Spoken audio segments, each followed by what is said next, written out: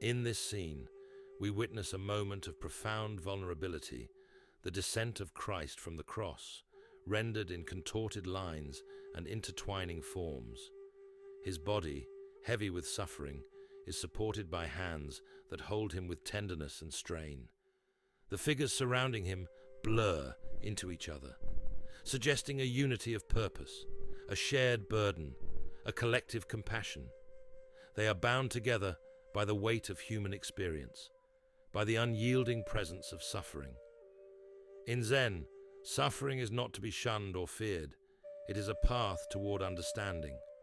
This descent, this release from the cross, is not merely an end to agony, but a step toward transcendence. Zen teaches that to awaken, we must first embrace life's trials, to see them as essential parts of the journey. Here, the descent is not a defeat, but a transition, a surrender to the natural course of life, a letting go that leads to peace. The I Ching speaks of oppression, of difficulty that weighs upon the spirit, testing the strength within. This descent is a moment of that burden, a burden shared, carried, and ultimately eased. In bearing Christ's body, they carry the weight of sorrow, yet they know that this weight will soon lighten, that through this trial, balance will return. It is in these moments of strain that the seeds of redemption are planted, where the human spirit finds the potential for rebirth. We speak of embracing vulnerability, of finding freedom not by escaping suffering, but by understanding it.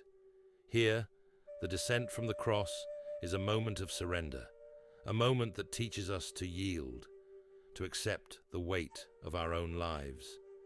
In this acceptance, we find a release, a path to the heart of compassion. Ask yourself, what burdens do you carry, and can you find peace in the weight of them? Like this descent, our suffering is not a final destination, but a moment on a path that leads beyond it. Embrace the journey, for in each step lies the possibility of release, the promise of a peace that comes not from resistance, but from surrender.